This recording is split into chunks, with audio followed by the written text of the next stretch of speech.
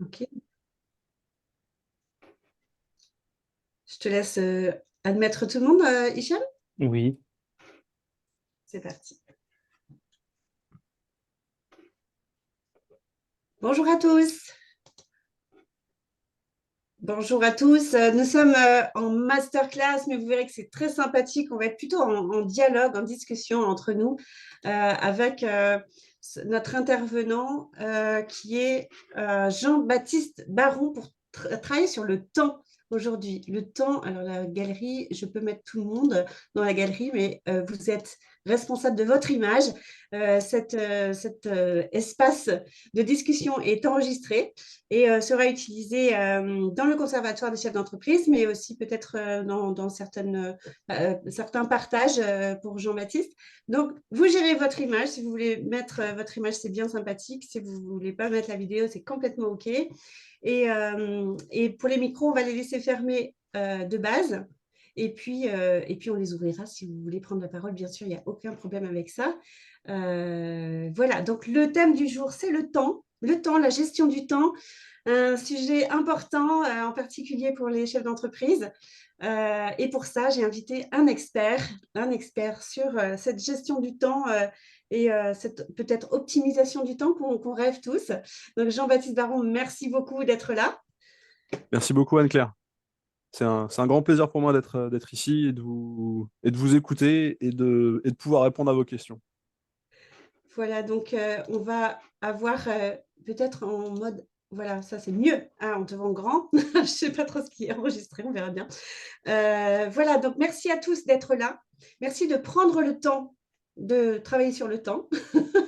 Voilà, votre entreprise vous dit merci, je pense, parce qu'on va avoir des pistes intéressantes. Et j'ai voulu que ce ne soit pas forcément des trucs et astuces, mais qu'on aille beaucoup plus loin. Et je pense que tu es d'accord avec moi, Jean-Baptiste. Oui, oui, non, non, les trucs et astuces, c'est très bien pour faire des petits blogs ou des choses comme ça sur Internet, mais on est des chefs d'entreprise, donc on a besoin de concret et de sérieux et d'efficacité aussi, accessoirement. Concrètement, et surtout, on a besoin de voir long terme et d'installer des choses qui sont effectives et durables. Hein, donc, on est vraiment là-dedans. Euh, la première chose, on a envie de vous demander pourquoi vous êtes là. Donc, trouvez le chat, il est dans la barre d'espace en bas. Et puis, bah, dites-nous, qu'est-ce que vous faites là? Pourquoi vous êtes venu? Qu'est-ce qui vous a intéressé? Est-ce que vous étiez curieux de voir Jean-Baptiste? Est-ce que vous avez une problématique urgente sur le temps? Trop de pression, là. Ah là là! Alors, on va faire tout le monde dans la réunion, voit tout le chat, c'est plus sympathique quand même, non? Voilà, donc si vous avez un chat où il n'y a pas marqué tout le monde en bas, mettez tout le monde, c'est plus sympathique. Alors, il y a Oriane qui me dit est-ce qu'il y a un replay? Alors, il n'y a pas de replay en tant que tel, puisque là, on est dans le cadre du conservatoire des chefs d'entreprise, où donc les membres du conservatoire ont accès au replay. Ce qui est important là, c'est qu'on réponde à vos questions. Donc, on répond aux questions de gens qui sont là. Donc, tu poseras ta question rapidement, Oriane, si tu dois partir un peu plus tard. Ça te va? Vas-y, pose ta question déjà maintenant. Un rapport au temps particulier et curieuse, dit Giovannina. Le rapport au temps, c'est super important comme notion, je pense qu'on va l'aborder. Le temps, c'est plus que l'argent pour moi, donc plus précieux, c'est une ressource plus précieuse que l'argent pour Mia. Olivier qui nous dit sujet intéressant pour s'améliorer encore et toujours. Olivier, écoute, tu es bienvenu là. On est toujours en mode le kilomètre supplémentaire, donc Ludovic qui nous dit je suis intéressée à une gestion du temps qui soit à la fois efficiente et tranquille. Ok, intéressant. Je cherche toujours comment ne pas être la tête sous l'eau. Bonjour, je suis là parce que, alors, le rapport, encore une fois, hein, le rapport au temps est essentiel. Le rapport au temps, c'est super intéressant que vous disiez, c'est pas le temps, le problème, c'est le rapport au temps. Super, super intéressant comme démarche. Isabelle qui nous dit pour approfondir mes connaissances, j'ai bien progressé grâce au post de Jean-Baptiste sur LinkedIn. Ah, une fan. Ok, bah super. Ouais, On se connaît depuis quelques temps avec Isabelle. Ok, super. Pour avoir des outils, dit Olivier, ok.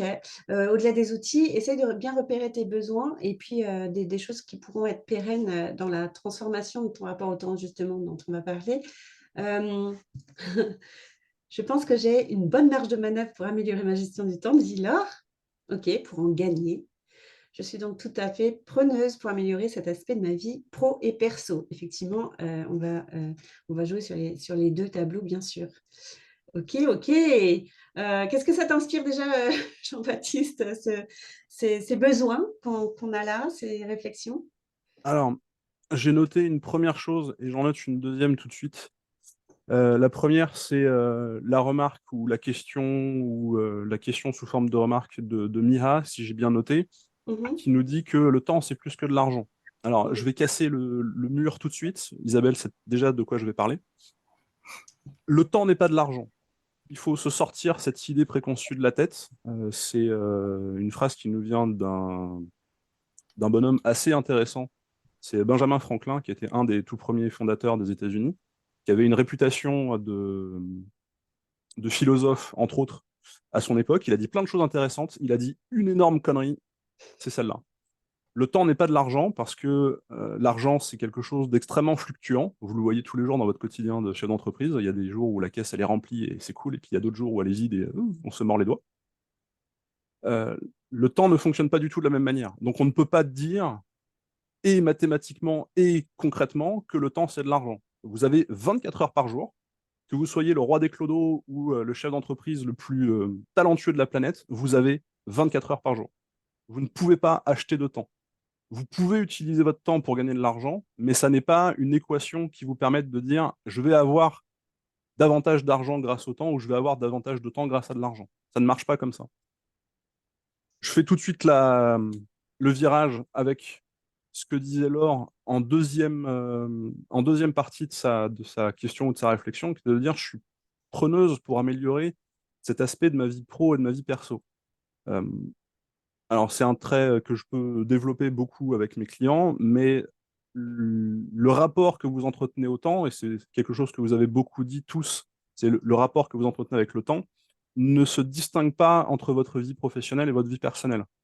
C'est-à-dire que la manière dont vous allez gérer votre temps vient de décisions pour la grande majorité inconscientes que vous prenez et qui vont avoir ensuite des conséquences d'une part dans votre vie professionnelle ou d'autre part dans dans votre vie personnelle, pardon. Mais le circuit de décision initial, il vaut pour les deux.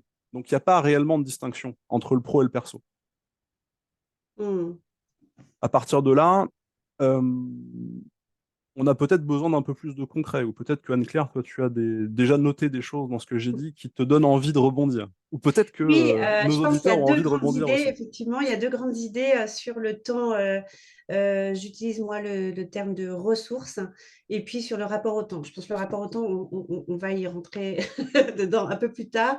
Euh, j'ai l'habitude de comparer les ressources avec un réservoir d'essence de voiture et de dire bah, quand il est plein, on a l'impression qu'on peut aller on the road again, c'est parti, on peut faire 1000 bornes. Quoi. C'est ça. Par contre, ben, quand ça devient le voyant orange s'allume, ben, on reste focalisé sur il faut que je trouve une pompe à essence. Quoi. Et quand c'est rouge, ben, on tombe en panne sèche. Et c'est le cas pour toutes les ressources, que ce soit argent, le temps, le focus, l'énergie, la capacité à entrer en relation, la créativité, la volonté. Voilà, on n'a pas de volonté à volonté, etc. Donc tout se consomme, se consulte, s'épuise et se ressource. Seulement Il y a le une temps est nuance, il y a particulier. une nuance Voilà. dans ce que tu dis qui est très juste, c'est que oui, il y a un effet réservoir. Mm, La nuance étant que bah, le réservoir, il est attaché à une voiture, et quand la voiture n'est pas en route, le réservoir n'a pas tendance à se vider, sauf si vous avez mm, un problème de réservoir. Et c'est exactement comme ça que fonctionne l'argent. La voiture est éteinte, le temps continue de se vider quand même. Donc, est-ce qu'on a intérêt à arrêter la voiture ou est-ce qu'au contraire on a intérêt à avancer? Ça, c'est le problème de l'utilisation de la ressource qu'on ne maîtrise pas mm. fondamentalement. Donc effectivement, le temps est une ressource et si on arrive à le voir comme ça, on arrive du coup à le dédier aux bonnes choses. Par contre, c'est la seule ressource qui ne se ressource pas de la même manière que les autres, j'allais C'est dire. Hein. ça. Ouais, On remet ouais. les pendules à 24 heures tous les jours, mais la manière dont on utilise ces 24 heures, c'est justement là où j'en venais tout à l'heure, qui touche à nos décisions profondes. Et moins on est conscient de de la qualité de ces décisions, moins on va maîtriser justement les effets que ces décisions vont produire, et plus on va tomber dans cette espèce de piège j'entretiens un moyen en espérant atteindre un objectif, alors que je ne me rends pas compte que le moyen que j'ai décidé d'utiliser n'est pas le plus pertinent par rapport à cet objectif-là. Et on peut décider d'utiliser notre temps de manière extrêmement désaxée par rapport à nos objectifs et se rendre compte ensuite qu'on subit non pas le temps, mais la réalité de nos décisions. Mais sauf que comme on n'est pas conscient de la réalité de nos décisions, on va dire qu'on subit le temps. C'est là où il y a un petit piège et Ouais, un c'est petit excellent. réajustement. C'est-à-dire que là, notre pouvoir, c'est pas d'avoir du temps, parce que le temps, on l'a. On l'a tous de la même manière. Notre Exactement. pouvoir, c'est justement de choisir ce qu'on va faire de ce temps. Et j'aime bien, je sais pas si tu es fan du Seigneur des Anneaux, moi je suis fan du Seigneur des Anneaux, donc il y a Gandalf qui est dans la Moria, et il dit cette phrase de, euh, en fait, notre pouvoir, je sais plus comment il le dit, mais c'est de décider de ce qu'on va faire du temps qui nous est imparti. Et C'est c'est ça. là que réside en fait la gestion du temps, j'imagine. C'est exactement ça. Mm. Alors, je vois des têtes que je connais. Je veux dire bonjour à Emmanuel, je veux dire bonjour à Martine, j'ai déjà dit bonjour à Isabelle, je veux dire bonjour à Jean-Luc. Euh, Et après, comme je vois pas les têtes, bah, je sais pas si c'est des gens que je connais ou pas. Je suis plus physionomiste que. Ok. C'est qu'ils font des... Oui, ben merci à tous d'être là, d'être là. Bravo, en tout cas, de dédier ce temps pour mieux comprendre votre temps et mieux l'utiliser. Donc, le temps ressource, oui, c'est une ressource.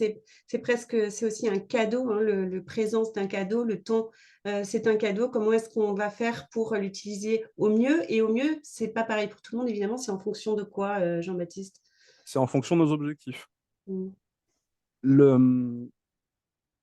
À chaque fois que je commence un travail avec un client, je lui demande, OK, il y a des problématiques de gestion de votre temps, j'entends, mais c'est quoi votre objectif? Ah, bah mon objectif, c'est d'arriver à faire 10 millions d'euros de chiffre d'affaires alors qu'aujourd'hui je suis à 8 et je patine. Ok, très bien. Je voudrais arrêter de bosser à 6 heures le soir parce que je suis là depuis 5 ou 6 heures le matin et j'aimerais bien passer un peu de temps avec ma compagne ou mon compagnon et puis un peu avec mes enfants aussi parce que je les vois pas grandir. Ah, ok, très bien. Enfin, voilà, ça peut être très varié. Bon, généralement, c'est les deux sujets, hein, c'est la famille et Mm. le chiffre d'affaires. Euh, et cet objectif-là, il est généralement conscient, mais comme les moyens, et j'y reviens encore,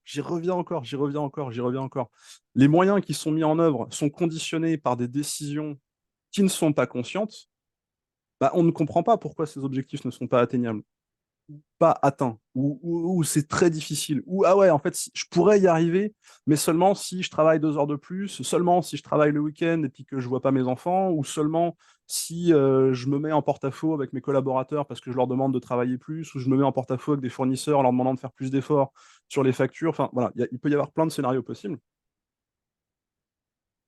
C'est pas l'objectif qu'il faut changer. Alors, on peut changer d'objectif parce qu'on se dit, ouais, j'étais trop ambitieux, ou ouais, non, en fait, aller sur la Lune avec 3 planches, fusée risque pas de tenir. Bon, ok. Oui, parce que dans le cas que tu proposes et que je reconnais bien, bien sûr, il y a deux objectifs qui semblent contradictoires. Alors Ah, que non, mm, c'est pas qu'ils soient contradictoires, ils le sont dans la mesure où les moyens qu'on a mis en œuvre n'ont pas été correctement examinés. Alors, attention, parce qu'il peut y avoir une sorte de jugement de valeur là-dedans, mais euh, tous les moyens sont bons au préalable, mais ils ne sont pas forcément bons pour nous, ils ne sont pas forcément bons pour nous dans ce contexte, et ils ne sont pas forcément bons pour nous dans ce contexte par rapport à cet objectif. mm. Et là, on commence déjà à un peu se dégager de la semoule, si vous voyez l'image, à se dire, au fait, ce moyen-là, cette décision-là, je l'ai prise pour quelle raison? Et là, on commence à se dire, OK, en fait, il y a des systèmes de croyances qui s'installent. Finalement, j'ai pris cette direction d'entreprise parce que j'ai vu mon oncle ou mon père faire comme ça. Et donc, je me suis dit, ah bah tiens, c'est exactement comme ça que je vais faire parce que lui, il avait l'air de fonctionner de telle bonne manière. Et je ne comprends pas pourquoi ça ne marche pas pour moi. Bah, la réponse, elle est extrêmement simple. C'est parce que vous n'êtes ni votre père ni votre oncle.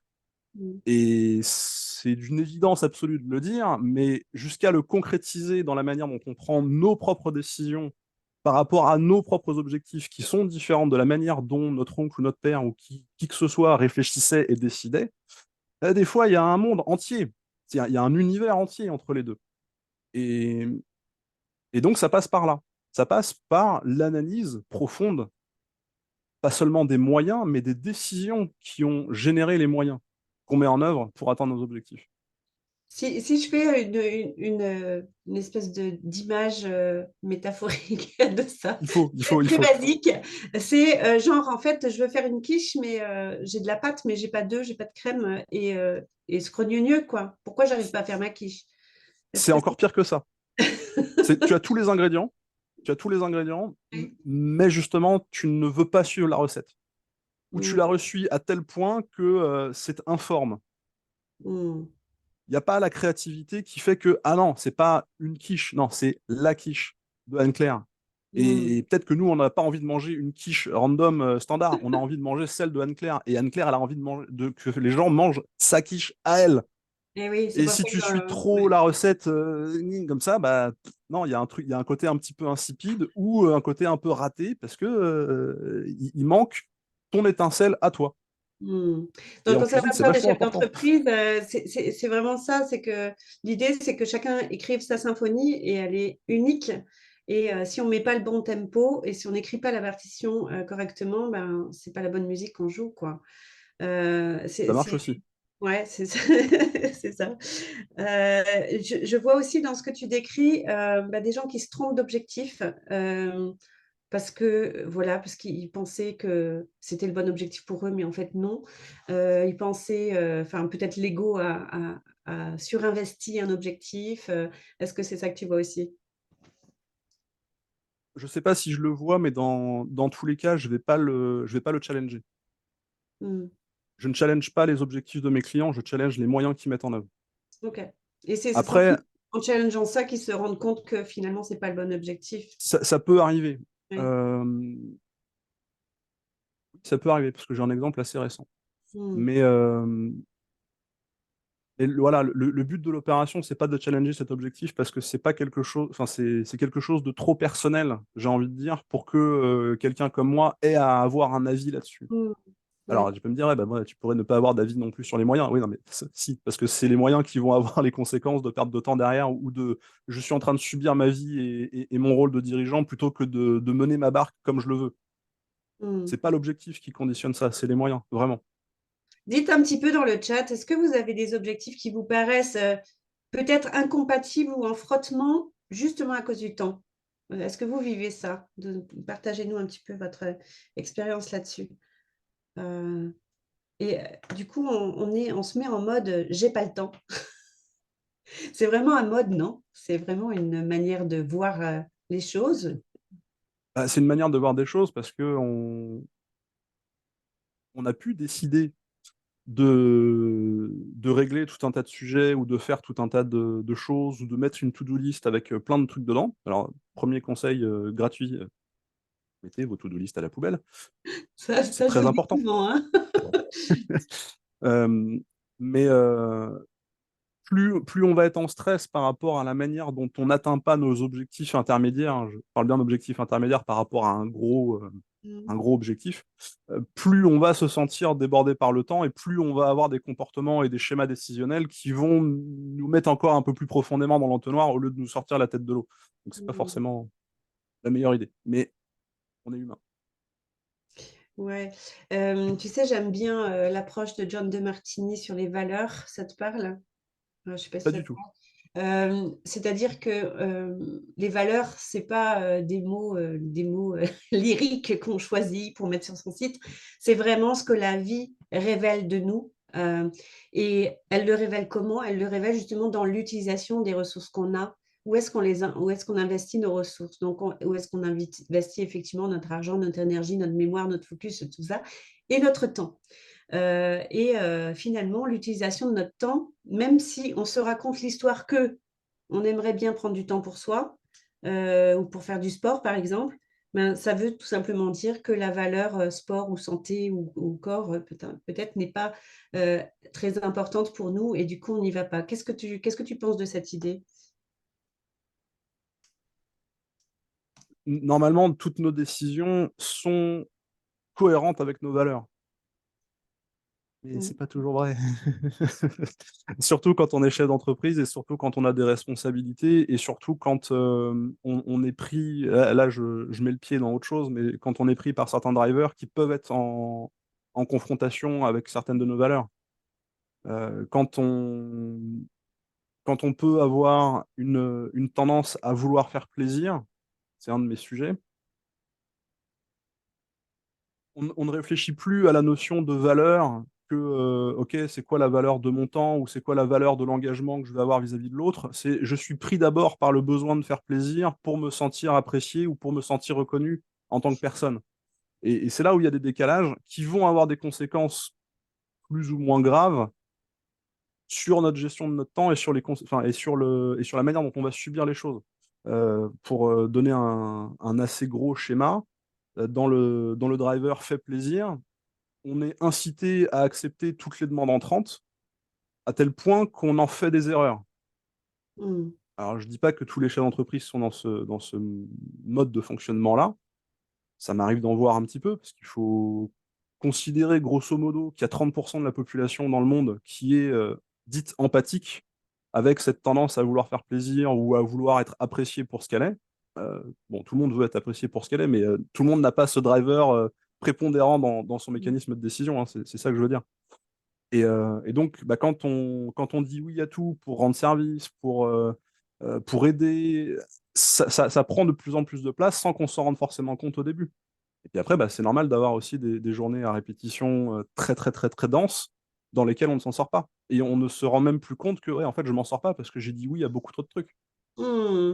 Dites-moi dans le chat qui a du mal à dire non, qui va donner son temps pour les autres, pour aider, alors que ce soit, là, tu as dit les demandes entrantes, les clients, mais évidemment aussi son équipe. Et on l'a dit tout Oui. à l'heure, le temps pro, le temps perso, c'est pareil. En fait, votre relation au temps, c'est la même. Donc, vous le voyez aussi dans votre vie personnelle. Dites-moi dans le chat. Allez, avec moi. Et ce qui est d'autant plus, comment dire, déchirant pour les gens qui sont sous ce format empathique-là, Hmm. c'est qu'ils vont avoir d'autant plus de facilité à accepter les demandes entrantes du point de vue du travail, que ça va être déchirant pour eux de dire non à leur famille du fait qu'ils aient dit oui au Hmm. travail avant. Hmm. Complètement. Alors, ben, tu vois, il y a Olivier qui dit je fais partie des 30% et alors je suis en progrès et on voit l'amélioration continue par rapport à cet aspect. Yes, c'est important de voir aussi les progressions. Bravo, bravo Laure. Je n'arrive pas à dire non à mes amis. Ah ouais, ok. Donc, j'ai appris à dire non, mais pas facile. Ouais, et puis ben, on progresse petit à petit, bien sûr. Là, on est sur le temps, mais ça peut être sur d'autres ressources. Et finalement, Oui. ben, quand on dit pas non, on se dit pas oui à nous hein, aussi. Hein. Alors, il y a une petite notion culturelle Oui. derrière ça. L'idée, c'est si je dis non, je suis égoïste. C'est un Mm. raccourci extrêmement violent, Oui. mais avec lequel on se balade beaucoup. Le le revers de la médaille, c'est de se dire que plus on dit oui aux autres, plus on se dit non à soi-même, plus on s'épuise d'avoir dit oui à tout le monde, moins on est en mesure de respecter les oui auxquels on s'est engagé par ailleurs. Il ne s'agit pas de dire non systématiquement, il s'agit de peser ce qu'un oui ou ce qu'un non veut dire, sachant que quand on pense un peu à soi d'abord, ça n'est pas nécessairement de l'égoïsme, c'est je pense à moi d'abord pour avoir suffisamment de ressources pour ensuite me tourner vers les autres. Ça devient de l'égoïsme ou de l'égocentrisme quand on dit non aux autres et oui à soi seulement pour notre propre bénéfice. Et si je refuse de donner un coup de main à un collaborateur qui est peut-être un petit peu dans la mouise, alors que je pourrais avoir le souci ou de l'aider ou de me dire, s'il déconne, le client va pas être content, donc c'est mieux peut-être que si j'y aille. Bon. Mais si on a le souci de lui dire non, parce que par exemple on veut préparer une réunion pour l'après-midi ou une visite chez un fournisseur ou que sais-je, on sera dans de meilleures dispositions l'après-midi même pour aller chercher des résultats beaucoup plus importants que celui du collaborateur qui était dans le besoin le matin même. À l'inverse, peut-être que, ayant eu à se débrouiller tout seul, le collaborateur va apprendre quelque chose et n'aura plus besoin de nous derrière. Bon, ça, c'est des schémas théoriques. N'empêche que dans la pratique, ça marche. Oui, c'est vraiment, on en revient à le temps que j'ai là. C'est où que je le dédie, où ça va être le plus précieux, pas seulement pour moi, aussi pour l'entourage. C'est-à-dire que, on en parlait avec Émilie tout à l'heure sur la gestion de l'équipe. Responsabiliser son équipe, ben, oui, ça prend du temps au début pour être là, pour vraiment les mettre dans la bonne posture, les bonnes réflexions, etc. Mais en fait, c'est du temps gagné après. Et puis surtout, c'est une relation qui est beaucoup plus en confiance sur le long terme. On peut développer, on peut se décharger de certaines choses aussi. Moi, on voit, je dis non ou je délègue. Dire non, je dis oui, dit Jean-Luc. Ouais, excellent. Oui, on arrive là à cette question de temps subi, temps choisi. Je pense on est vraiment là dans ces situations. Alors, tu as décrit hein, cette espèce de chape judéo-chrétienne culturelle, pas que française, mais très latine, je pense, voilà, faut pas être égoïste, c'est pas bien. Si je pense à moi, je suis égoïste, etc. Et en même temps, de quelle manière je peux dire oui à moi, à mes projets, aux projets de l'entreprise, aux objectifs que j'ai mis, en étant vraiment créateur de ma vie, c'est-à-dire acteur, et pas en mode victime, en mode je subis les choses. Et souvent, je fais un exercice avec mes clients où on traque juste le temps de la semaine et on va juste prendre 3 couleurs pour voir quel est le temps subi, le temps choisi et le temps neutre. Et c'est vraiment impressionnant quand même, hein, comment on se complique la vie, je crois. On se la complique pas, c'est que on oublie de se poser la question, au fait, pourquoi je fais ça? Hmm. C'est bon, je reprends l'exemple du collaborateur qui vient nous solliciter dans notre bureau alors qu'on essaye de préparer notre réunion de l'après-midi. Déjà, pourquoi est-ce que j'ai laissé ma porte ouverte? Pourquoi est-ce que j'ai autorisé les gens à rentrer dans mon bureau si je suis dedans et que la porte est fermée? C'est des sujets que je vois tous les jours avec mes clients, donc c'est pour ça Hmm. que j'en parle un Ouais. petit peu. Mais pourquoi est-ce que je ne dis pas aux gens, si la porte est fermée, foutez-moi la paix, et je viendrai vous voir quand j'aurai fini ce que je fais, par exemple? Bah, parce que on peut être animé par la peur qu'il y ait quelque chose qui se passe dont on n'est pas informé, et comme je suis chef d'entreprise, il faut que je sois informé de tout ce qui se passe dans ma boutique, évidemment. Euh, Peur que un collaborateur se retrouve démuni par rapport à une situation qui est beaucoup plus grande que ce qu'on aurait pu imaginer. Et donc, c'est cette volonté d'être hyper réactif au détriment de ce qu'on a choisi de faire. Alors, ce schéma-là, en fait, c'est le même pour tout. C'est-à-dire que à partir du moment où on n'est pas conscient de la réalité de la décision qu'on est en train de prendre, en français, le ou n'est pas exclusif, j'insiste, ou on est en train de prendre une nouvelle décision qui nous éloigne de notre objectif initial, c'est normal que le temps vienne nous coller à la tronche en disant maintenant tu subis les conséquences de ta décision. Hmm. Si on était presque robotisé, j'insiste, hein, parce que on n'est pas des androïdes et c'est tout le problème, mais on fait avec. Si on était robotisé, on serait en mesure de se reposer la question avant une décision, de se dire, attends, cette décision, par rapport à mon objectif, est-ce qu'elle est vraiment bonne? Mais comme on ne fait pas ce travail-là, on peut se laisser absorber par tout ce qui nous passe sous le champ visuel ou sous le champ auditif, qui va réveiller ou des petites peurs, ou du perfectionnisme, ou du besoin de plaire, ou du besoin de contrôle. C'est ça mes 4 grands sujets dans mon travail. C'est de travailler sur ces 4 sujets-là. Alors, on a parlé du faire plaisir tout à l'heure. Bon, le gros sujet, c'est quand même celui de la peur. C'est, ouais, j'ai peur qu'il y ait un problème dans ma boîte, j'ai peur qu'un client se barre, j'ai peur qu'un fournisseur soit en retard et que ceci et que cela. Mais en plus, je vais me laisser prendre par certaines choses du quotidien qui doivent faire partie du quotidien, il n'y a pas de problème, mais qui ne sont pas nécessairement alignés avec mon objectif. Mon objectif pour aujourd'hui, mon objectif pour cette semaine, mon objectif pour ce mois-ci, mon objectif pour le trimestre, mon objectif pour l'année, pour mon objectif pour dans 10 ans, mon objectif pour dans 100 ans. Hmm. Hmm. Et Si la... Pardon, dis-le. j'allais dire, si notre décision elle est conforme à ces échelles d'objectifs, on y va. Et après, on peut mesurer, ah tiens, je me suis trompé, bon, comment je peux changer? Ou ah bah hey, super, le résultat est là, ok, super, je peux rebondir et continuer mon chemin. Mais si la décision, elle dit non, ça n'a rien à voir avec ton objectif, il ne faut pas la prendre. C'est tout. Ouais.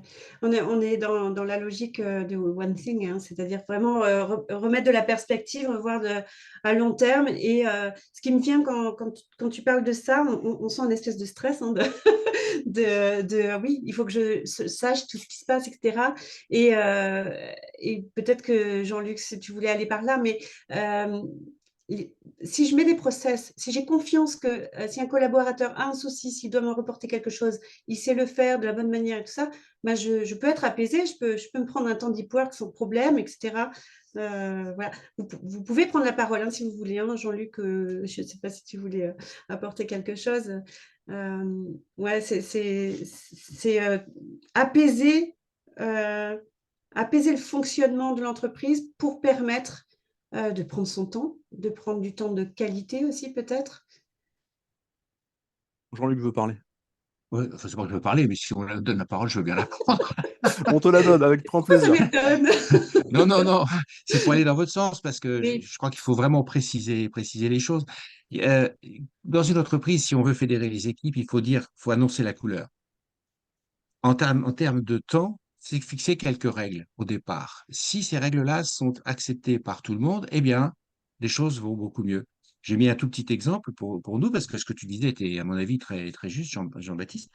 Euh, Chez nous, on était tout le temps dérangé, la porte fermée, la porte ouverte, enfin bref, une perte de temps pas possible, etc. Et un beau jour, on a décidé simplement de mettre un tout petit badge ici. Quand on met son petit badge, là, ça veut dire, oups, on est désolé, mais pour le moment, je suis occupé.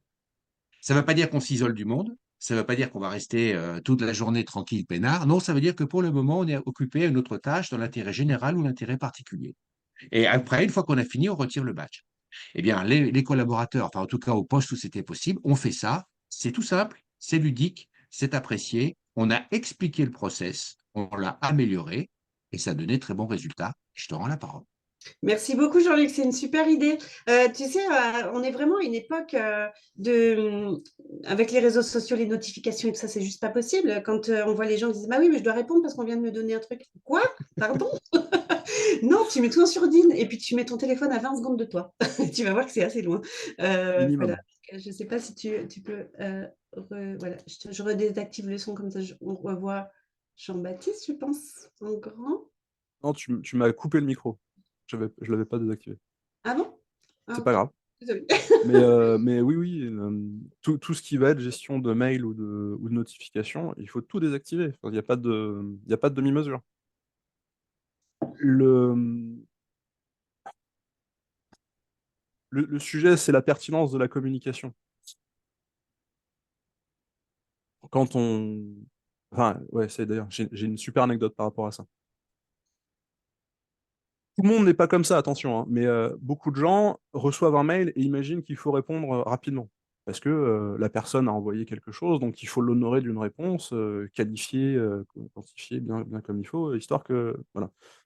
Il y a McKinsey qui a fait une étude, qui a fait des tests.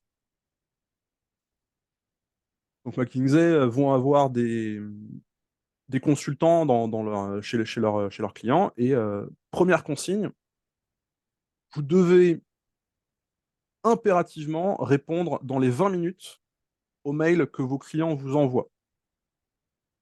24 heures sur 24. Donc vous imaginez déjà l'état de stress des gamins, mais c'était pour le test. Mm. Et deuxième consigne, ok, vous répondez quand vous voulez, mais dans le sens vraiment quand vous voulez. Et ce qui s'est passé, c'est que les clients donc, qui étaient servis par ces gentils sous-fifres qui leur envoyaient des réponses toutes les 20 minutes étaient flippés de voir à quel point c'était rapide et n'attendaient pas des réponses aussi rapides de la part de leurs interlocuteurs.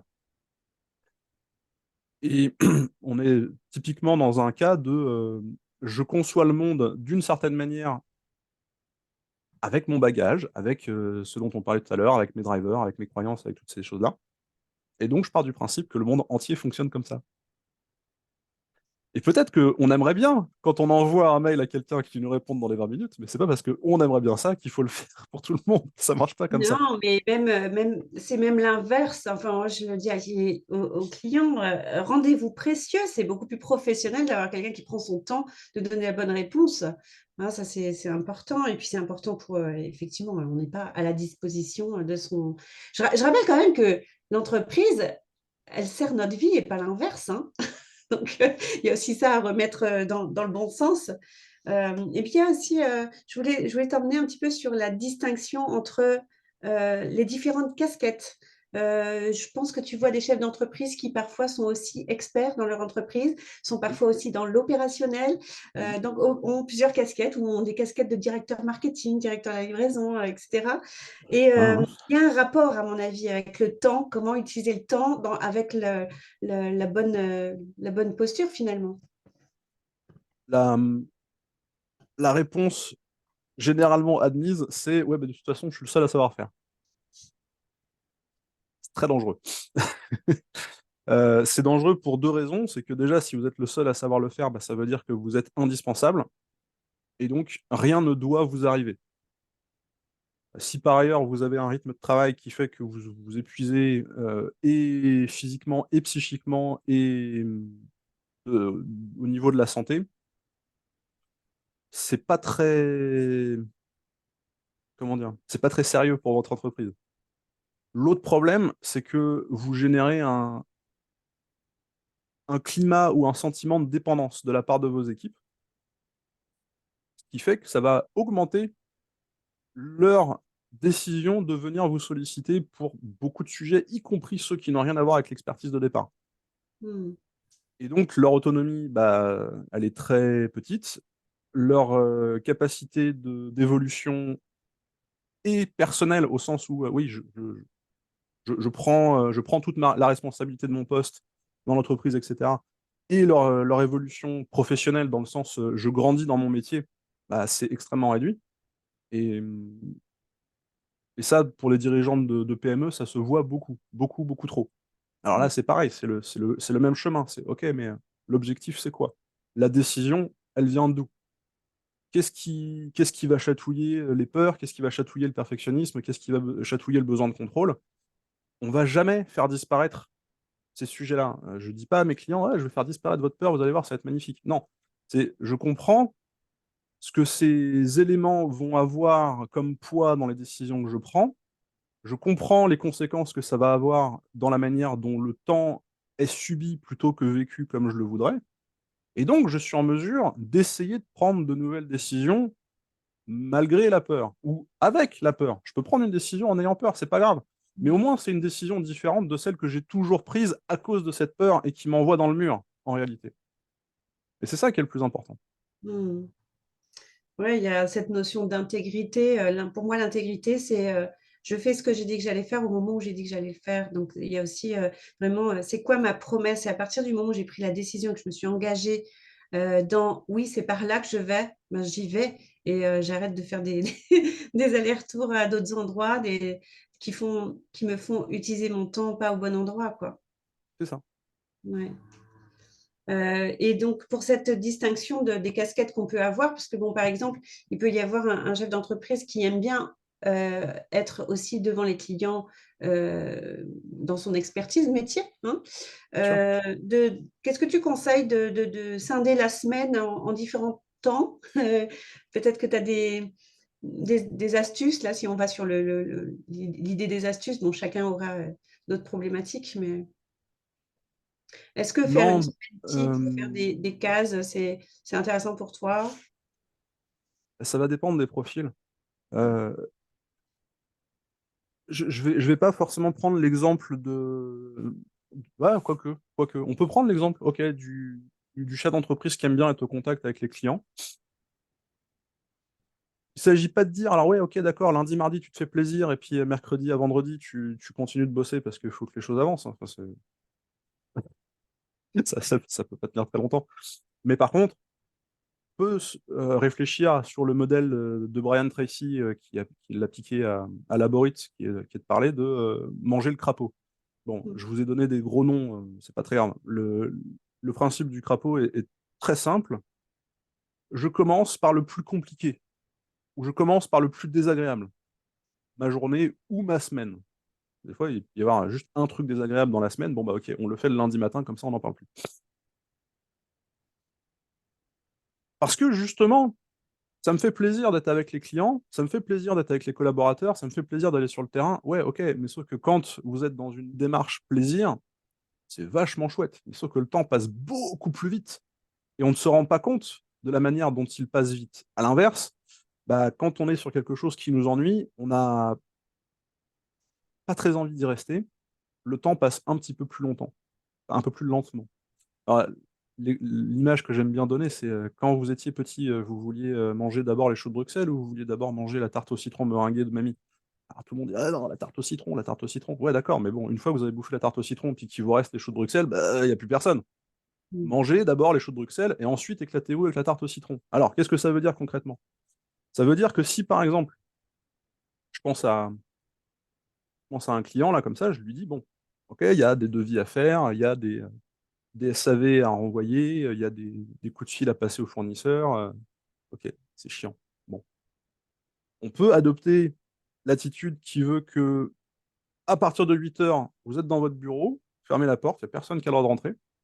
Vous évacuez ça, vite, ok, mais surtout bien, parce que si c'est pas bien fait, il va falloir y revenir, donc on repère du temps. Et une fois que ça c'est fait, vous pouvez ouvrir la porte et, enfin, vos collaborateurs peuvent venir vous voir avec les sujets du quotidien. Mais au moins, vous avez fait le plus important de la journée. Alors des fois, ça peut se faire à la demi-journée, et parce qu'on a deux séquences, il y a ça à faire le matin, puis il y a ça à faire l'après-midi, c'est possible. Ça peut se faire à la semaine ou ça peut se faire en mois selon les, les rythmes et les obligations du chef d'entreprise. Mais l'idée est toujours de se dire, à partir du moment où le plus compliqué ou le plus désagréable, mais aussi le plus important pour la vitalité de l'entreprise est fait, alors je peux passer à quelque chose qui me fasse un peu plus plaisir et où la notion de temps subi est moins prégnante. Mm. Ouais. Alors, dites-moi un peu dans le chat, on va faire un petit peu quelque chose d'interactif là-dessus, parce que je pense que je sais qu'il y en a parmi vous qui avalent le crapaud. Euh, Pendant que les gens écrivent, ouais. je complète en disant que quand on repousse le crapaud, pour reprendre l'expression, on installe une certaine tendance à la procrastination. Bon, c'est un trait de caractère chez beaucoup de gens, et je sais que j'en fais partie, mais qui est de dire, bah, finalement, comme je ne m'attaque pas au sujet, je pourrais espérer qu'il disparaisse comme par magie. Et plus on attend que le sujet disparaisse comme par magie, plus on se rend compte que non seulement il disparaît pas, mais il devient de plus en plus gros. Et oh mon Dieu, qu'est-ce que je vais faire? Comment je vais gérer le truc? Voilà, ça prend des proportions dingues. Et plus on est déstabilisé par la difficulté à laquelle on est parfois amené à être confronté. Donc, Mm. justement, le sujet arrive, il est chiant. Ok, demain matin, première heure, je le traite. Terminé. Plutôt que de le laisser grandir en espérant que ça disparaisse et en essayant de profiter du temps qu'on a pour faire des choses qui nous plaisent. C'est une très mauvaise stratégie. On est beaucoup concernés, je le sais, mais je le rappelle. Oui, il y a plein d'astuces. Il y a la carotte, le bâton, il y a le bait and switch. Enfin, il y a plein de petites astuces qui peuvent nous permettre. Et c'est vrai que la procrastination, elle vient entrer de manière parfois foudroyante sur notre problème de temps. Il y a plein de possibilités derrière. Alors, dites-moi un petit peu. J'ai appris à manger le crapaud et après, je m'octroie une petite récompense. Oui, ouais, Ça, c'est c'est ça. un truc très bien. C'est La un truc petite très très bien. carotte. J'avale tellement de crapauds la semaine. Que ça cache les princes, Émilie. J'accommode le crapaud pour qu'il soit plus facile à avaler. C'est une très bonne idée. Et bah, justement, je voulais rebondir là-dessus parce que tu en as parlé, Jean-Baptiste, de le sens que ça a. Par exemple, j'ai horreur de faire ma compta, mais si je remets le sens, en fait, si je la fais pas, qu'est-ce qui se passe? Voilà. Donc, je remets du sens, de la perspective, et puis je comprends pourquoi je fais les choses et l'intérêt de les faire, le bénéfice de les faire fait que ben, c'est normal de les faire, quoi, et j'y vais. Tu utilises ça aussi, de remettre du sens? Alors, remettre le sens, oui, mais poser les bonnes questions aussi. Là, en l'occurrence, quelqu'un qui me dit, ouais, j'ai pas envie de faire ma compta, ça m'emmerde, je sais pas faire. Faut arrêter, faut arrêter. Prenez un expert comptable. Il y a tous les prix sur le marché en Mm. termes d'accompagnement comptable. Arrêtez de vous prendre la tête. Vous ne voulez pas faire, vous ne savez pas faire. Trouvez quelqu'un qui le fasse pour vous. Ça coûte un billet, ok, il n'y a pas de problème. Ça va vous soulager au-delà du prix que vous payez. Oui, oui, il y a vraiment une différence C'est entre je traîne juste un peu les pieds et en fait, je sais pas faire, je fais pas bien, je fais mal, c'est ça ça. me Et ça j'ai me peur de pose mal faire ou de faire des conneries, donc j'évite de faire tout court. Et bah, mais ne pas faire, c'est aussi une grosse connerie des fois. oui. Et Bon, sans non, non, non. oublier qu'en tant que chef d'entreprise, il y a quand même des compétences à avoir et à se former, hein, voilà. Ça, c'est évident, mais justement, on n'est plus. Enfin, je ne pense pas, et pour le coup, je mets ça sur mon jeune âge aussi, mais on n'est plus à cette époque où le chef d'entreprise devait savoir tout faire. Mmh.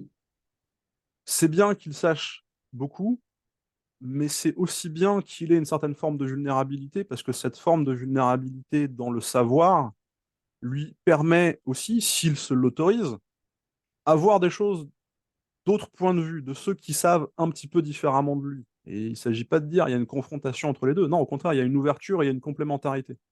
Et ça, c'est chouette. Et j'ai jamais fait ma comptabilité de ma vie parce que j'ai un expert comptable. Bah, quand je discute de ce genre de choses avec lui, je suis pas en train de me dire ouais, le mec il est en train de me parler chinois. Je me dis ok, d'accord, j'ai des choses à apprendre de ce monsieur-là parce qu'il est aussi chef d'entreprise, parce qu'il a aussi son vécu et son bagage de chef d'entreprise. Et ça m'alimente, moi, dans mes décisions de chef d'entreprise pour la suite de ce que je veux. Et c'est comme ça qu'on construit des réseaux, c'est comme ça qu'on construit un bagage d'autant plus étoffé et d'autant plus porteur pour le reste du voyage. Et ça, c'est super important.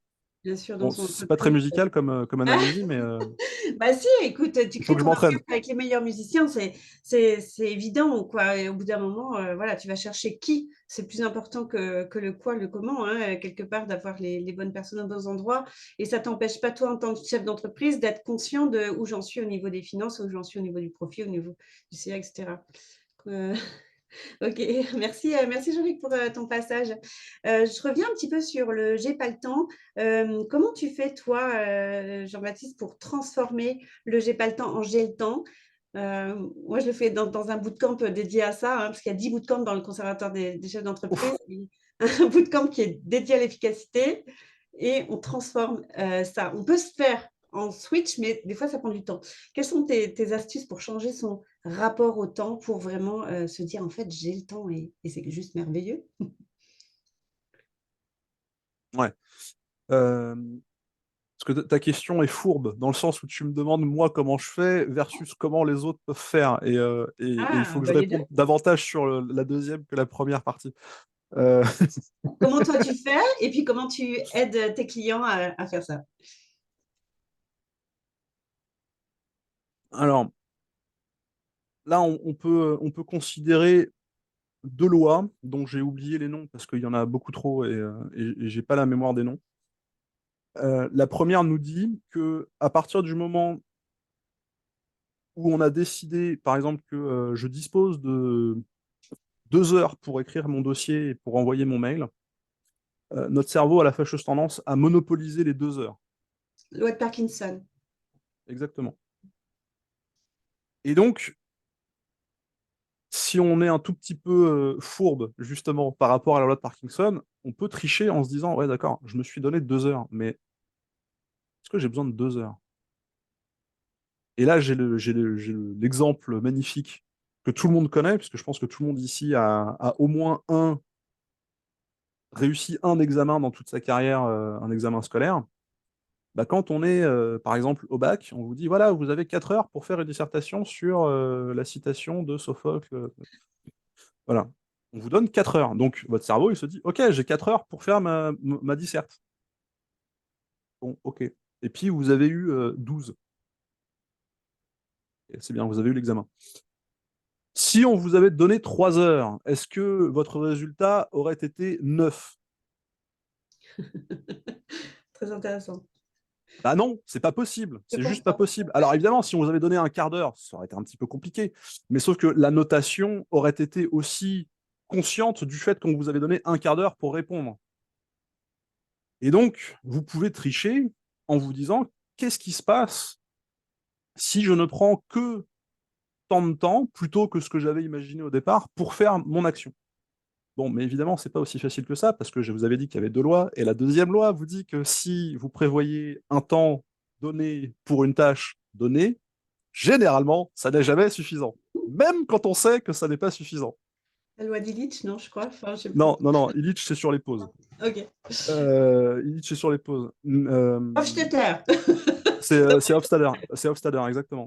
Et Hofstadter, il a partiellement raison. En fait, mon expérience de la confrontation de ces deux lois, elle est en réalité très personnelle. C'est-à-dire qu'il y a des gens qui ont des dispositions à déborder quoi qu'ils décident. Et il y a des gens qui ont des dispositions à se conforter autant qu'ils ont décidé. Et puis il y a des gens, comme moi, qui ont des dispositions à dire, OK, je fais, et puis je vois combien de temps ça m'a pris. Je suis incapable, exemple du bac, de me dire, OK, je vais utiliser mes 4 heures. Je vais écrire ma dissertation, ça fait 1 heure et demie, bah, c'est bien, j'ai gagné 2 heures et demie, je vais aller faire un foot. Cool. Vous êtes de quel team? Dites-moi dans le chat. Team, je déborde. Team, je prends le temps qui m'est donné. Team, ben, je fais et on voit bien et je dirai le temps après. Surestime toujours le temps. Dans quel Ouais. sens tu veux, ouais. Bah, ça veut dire que, elle imagine qu'en 1 heure, elle pourra faire ce qu'il faut, et finalement, c'est pas suffisant. Le temps s'accorde. Ouais, sympa. Ah, Trop c'est bien. trop, OK. Ah, c'est plutôt pas mal dans ce sens-là. Dans les temps, Isabelle. Ok, super. Ouais, ouais, très intéressant. Et il y a 3 types de temps. Il y a Chronos, il y a Kairos et il y a Aion. Tu veux nous en parler? Je t'ai perdu. Et tu m'as perdu. Ok, je remonte à la Grèce antique, là. C'est pour ça. Il y a le temps qu'on mesure. En général, on parle de ce temps-là, mais il y a aussi la qualité du temps. Oui, oui, bien Déjà, on sûr. peut distinguer les deux. Comment est-ce qu'on peut remettre de la qualité du temps à quelqu'un qui n'a pas le temps?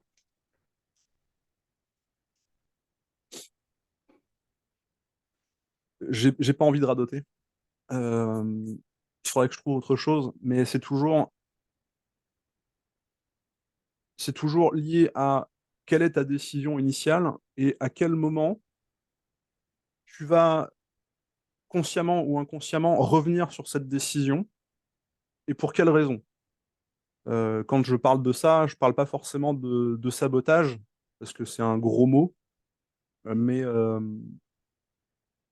mais ouais, si, ça peut être un peu vécu comme une trahison, une auto-trahison. C'est de se dire, ouais, en fait, ce week-end, j'ai envie de passer du temps avec mes enfants, j'ai envie d'amener mon fils au foot, j'ai envie de faire à manger pour ma femme ou pour mon mari, j'ai envie de faire un truc bien, voilà, un temps de qualité. Mhm. Et je dis n'importe quoi, acte manqué, je laisse mon téléphone dans ma poche et je sens que mon téléphone vibre de temps en temps avec des messages et des mails et des machins comme ça, et donc je regarde, et donc tout de suite je suis retourné dans le travail, Mhm. et c'est pas nécessairement du sabotage au sens, comment dire, analyse transactionnelle du terme, Mhm. mais c'est une décision n'a pas été suffisamment forte pour revenir sur une autre. Et c'est très délicat de se poser la question de, en fait, c'est quoi, encore une fois, mon objectif quand je suis en week-end, versus c'est quoi mon objectif quand je suis au bureau, versus c'est quoi mon objectif quand je suis avec moi-même, et, euh, et comment est-ce que je garde la conscience de ce que je veux à instant T. Je Et là pense que encore, tu as bien résumé la qualité du temps, parce que c'est vraiment ça, c'est je me dédie 100% à ce que je suis en train de faire à l'instant T. Ce serait ça, la qualité du temps. c'est ça, et c'est surtout comment je ferme la porte à ce qui vient me débrancher de là où je veux être. Mhm. Et c'est en ce sens où je dis, mais il faut le marteler partout, il faut l'afficher en 4 par 3 dans toutes vos entreprises. Il faut vraiment couper tout ce qui est notification, il faut vraiment couper tout ce qui est susceptible de vous déconcentrer de ce que vous faites. Malheureusement, il y en a partout. Alors, là, c'est pas un hasard s'il y en a partout, c'est que tout de suite, ça va solliciter des circuits très précis de notre psyché, avec des circuits de récompense, avec la dopamine, avec ce genre de choses. On est tous hyper accros, donc on a un peu de mal à se dire, ouais, mais bon, si je suis pas au courant, comment ça va se passer, etc. En fait, on s'invente tout plein de petites histoires comme ça qui sont légitimes, par ailleurs, c'est pas la question, mais qui nous font passer à côté de ce qu'on veut vraiment. Mhm. Oui, mais Et quand je te parlais tout à l'heure des différentes casquettes, ben, en fait, c'est ça aussi pour le pro et le perso. C'est-à-dire, il y a des temps qui sont des temps foutus parce que c'est brouillé. On ne sait plus. On ne sait plus si c'est du temps perso ou du temps pro. Même quand on est aux toilettes, on répond sur notre LinkedIn. Enfin, voilà, il y a des trucs qui sont complètement incohérents. Et quand tu dis on laisse les notifications, malheureusement, on ne peut pas laisser notre cerveau de côté, mais la charge mentale, elle est là et elle fait en sorte que le temps, ben, il est presque gâché parce que je suis censée dormir, mais je suis en train d'avoir mes soucis pro. Je suis avec mes enfants ou mon mari et je suis en train de penser à mes clients, etc. Et tout ça, c'est flou. Même quand je lis un bouquin, je ne sais même pas si c'est du temps perso ou du temps pro parce que c'est un bouquin sur l'entrepreneuriat ou quoi. Voilà, donc je trouve que ça, cette porosité installe des temps qui ne sont pas bien utilisés et en tout cas pas de qualité. Ouais, je trancherai pas de cette manière-là, euh, dans le sens où je ne vois pas de distinction entre du temps pro et du temps perso comme tu le verrais. Je vois des temps qui sont cohérents et alignés avec nos objectifs et des temps qui ne le sont pas. C'est plus une Ouais. question de cohérence que de qualité pro-perso. Si, enfin, je fais exprès de Mhm. prendre un schéma comme ça, mais si on est mardi 15 h et que je suis aux toilettes et que je réponds à un message de mon client, c'est un temps pro, il n'y a pas de problème avec ça. Je ne devrais pas le faire parce que c'est un petit instant pause pour moi. Voilà, là, on revient à la loi d'Illich dont tu parlais tout à l'heure, qu'on pourra redévelopper un peu plus tard si c'est nécessaire. Mais ça n'est pas la même chose que de se dire, attends, cet après-midi, j'ai décidé que je prenais mon après-midi pour aller faire un footing, pour aller avec mon enfant, etc., etc. Puis que finalement, dans mon footing, je suis en train de penser à une proposition que je dois faire à tel client, ou en amenant mon gamin au foot, je suis pas en train de regarder mon gamin jouer, je suis en train de répondre à mes mails. Là, ok, c'est complètement à côté de la plaque. Là, on est complètement dans le flou. Qui se reconnaît dans ce j'ai glissé, chef? Ah ouais, on est tous On est malheureux. tous concernés, hein, il n'y a pas Ouais, ouais. de... Ouais, vraiment. Et il y a donc ce temps mesuré, ce temps plus ou moins de qualité. Et puis il y a Ion, c'est le temps cyclique. Je voulais t'amener un petit peu là-dessus parce qu'on peut aussi voir le temps comme une respiration, le temps des saisons. Et ben, on a cette nécessité en tant que chef d'entreprise d'aligner différentes saisonnalités, la nôtre interne, celle évidemment des saisons, mais les saisons du marché, saisons de notre entreprise, les saisons de notre équipe. Euh, comment est-ce qu'on peut gérer ces temps qui n'ont pas la même énergie, le même enthousiasme, les mêmes besoins peut-être? Là, j'ai une réponse qui est un peu plus pragmatique, qui est d'abord et avant tout l'expérience. On sait comment ça fonctionne, on a vécu comment ça fonctionne, donc comment est-ce que je planifie, sans être à l'épingle, hein, c'est pas la question, mais comment est-ce que je planifie les choses de manière à ce que ce soit vécu le plus, euh, le plus souplement possible. Et ça, il n'y a que l'expérience qui nous parle. C'est d'abord l'expérience en tant que telle et vécue de notre posture et de notre point de vue de dirigeant. Et comme on est tous très différents, ben, on peut vivre une même expérience de plein de manières différentes aussi. Donc là, on peut se fier que à la manière dont on a vécu les choses. Ouais, quand on se retrouve un petit peu au pied du mur de j'ai pas le temps, c'est aussi qu'on n'a pas réussi à écouter les besoins du temps à ce moment-là, les besoins peut-être des temps de chacun dans l'équipe. Aussi, oui. Ouais. Et, comment est-ce qu'on fait aussi pour, tu sais, si on prend un cadran avec ben, la matrice Eisenhower, tu vois, enfin, genre urgent, urgent, important, ça, ok, je dois traiter, j'avale le crapaud s'il faut. Mais finalement, si je dis le temps doit être rentable, j'ai pas le temps, donc je dois optimiser, etc., de quelle manière finalement je vais vivre une vie qui ne traite plus que l'urgent et l'important et qui laisse pas la place au reste? Bah, c'est une vie subie, et c'est pas possible.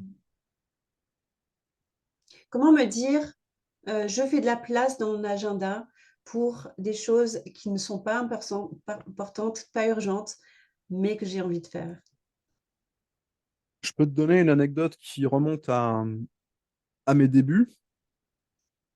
C'est pour ça que je parle de gamins de foot et de ce genre de choses. Mm.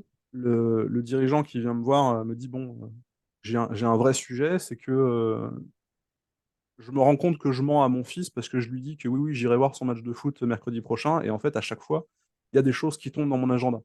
Alors, je me demande, ok, mais comment ça se fait qu'il y a des choses qui tombent dans votre agenda? Et donc, il me dit, ouais, mon assistante a la possibilité de réserver des rendez-vous dans mon agenda. Le mercredi après-midi, il y a toujours des trous, et donc elle remplit ses trous en fonction des demandes entrantes. Ah, d'accord. Bon. Est-ce que vous voulez que votre assistante continue de prendre ce type de rendez-vous? Ah bah oui, oui, parce que sinon, c'est trop compliqué, etc. Bon, d'accord. Est-ce que vous avez une visibilité sur votre agenda? Ah oui, bien sûr, oui, oui, je peux décider de ce que j'y mets dedans. Ok, très bien. Bah, vous allez aussi loin que nécessaire dans le futur, même si c'est dans 3 mois, on s'en fout, et vous bloquez le mercredi après-midi qui vous intéresse. Comme ça, elle ne pourra plus prendre de rendez-vous à votre place. Alors le mec fait un petit décroché de mâchoire, là, comme ça. Voilà. Et il se dit, ok, bon, je vous rappelle. Et je sais pas, 1 mois et demi après, il me rappelle, bah merci. Voilà, j'ai pu aller avec mon gamin voir son match de foot. Bah, voilà. Alors, c'est un exemple, mais comment est-ce que notre temps est utilisé par d'autres pour de très bonnes raisons par ailleurs, et comment est-ce qu'on met des digues pour qu'il ne le soit pas trop non plus et puis qu'on puisse avoir un peu de place pour nous quand même? Elle est juste là la question. C'est Et vrai que, enfin, moi, je pense qu'il y en a beaucoup qui ont souri. L'exemple, ça paraît tellement simple, la solution, mais c'est tellement difficile, en fait, de la mettre en place. quand on la vit, c'est impossible. Ouais. Mais justement, encore une fois, parce que mon pif, en tout cas, me dit que ce monsieur avait peur de louper des opportunités commerciales, et c'est évident, enfin, c'est compréhensible. Ce monsieur avait peur de changer des consignes qui mettent mal à l'aise sa collaboratrice. Il avait évidemment très très peur de décevoir son gamin. Mmh. Euh, et malheureusement, quand on n'est pas complètement conscient et de cette peur et des décisions qu'elles nous font prendre, bah, on peut prendre des décisions extrêmement connes. Et enfin, je dis pas ça dans un sens vous êtes trop con, vous avez peur, arrêtez d'avoir peur, c'est pas ça. Mais c'est est-ce que je suis en mesure de prendre un tout petit pas de recul sur la qualité de mes décisions, sur les facteurs de la qualité de mes décisions, et de comprendre ce que je peux changer parce que je comprends mieux ce qui se joue. Oui. C'est juste ça. Alors, c'est un gros juste, hein, je sais. Oui, et on est encore là dans, c'est pas un vrai oui, c'est pas un vrai non, quoi. On est encore dans, je laisse la possibilité que ça soit pas comme ça, quoi. Et donc cette notion de protection, de quelle manière je protège mon temps, comme je protège mes espaces, comme je protège, mes objectifs, voilà, tout ce que j'ai à protéger parce que c'est précieux, en fait, c'est précieux pour moi. C'est ça. Mmh. Ouais, et du coup, ce qui est précieux aussi, c'est de prendre le temps de vivre. Ce serait pas mal de temps en temps. Ce serait pas mal, hein? Hem, Tu voulais parler des pauses, ça m'intéresse, donc Ouais. ouais, euh, alors, Illich, c'est un fou furieux, hein. Faut voir le boulot qu'il a accompli, ce mec. Non, non, mais c'est vraiment intéressant le travail que Ivan Illich a réalisé depuis les années 70. Alors, lui, il nous dit que le cerveau fonctionne d'une manière extrêmement simple. C'est pas un moteur de voiture qu'on laisse allumer et puis qui tourne, et puis voilà, la voiture avance toute seule. Euh, la productivité effective du cerveau est de l'ordre de 2 à 3 heures. C'est-à-dire que vous prenez votre dossier, vous partez pendant 2 heures, vous pouvez bosser pendant 2 heures, 3 heures, il n'y a pas de problème. Au bout de 3 heures, il y a tout qui se casse la figure. Évidemment, comme on est hyper costaud, hyper fort, hyper doué, hyper ceci, hyper cela, on va se dire non, mais c'est bon, je peux continuer à bosser sans m'arrêter, sans bouffer, sans rien. Et on croit qu'on est vachement, vachement pertinent et vachement efficace dans notre travail. Bon, Illich, il dit pas ça. Il dit que tout se casse la figure et que justement, il faut toutes les 2 heures, toutes les 3 heures, prendre un quart d'heure de pause, et définir ce que veut dire pause ensuite, pour permettre à notre cerveau de récupérer son niveau optimum de productivité et de repartir sur un nouveau cycle de 2 ou 3 heures. parce qu'on est d'accord que si on continue comme ça, ça devient négatif, en fait, le résultat, au bout d'un Ça peut devenir extrêmement négatif. Et alors, je parle de la pause. Ouais. Une pause, c'est pendant 10 minutes, je me lève de mon bureau, je vais boire un café avec les collègues, je vais fumer ma clope en regardant le paysage, je fais autre chose. Ça ne veut pas dire je m'assois et je m'allonge et je fais la sieste. Ce serait idéal, mais dans un contexte de travail, ça peut être un petit peu compliqué, un petit peu délicat. Ça n'est pas, ouais, pendant ma pause, je vais justement aller regarder mes mails ou voilà, je me décolle complètement d'une activité cérébrale de concentration.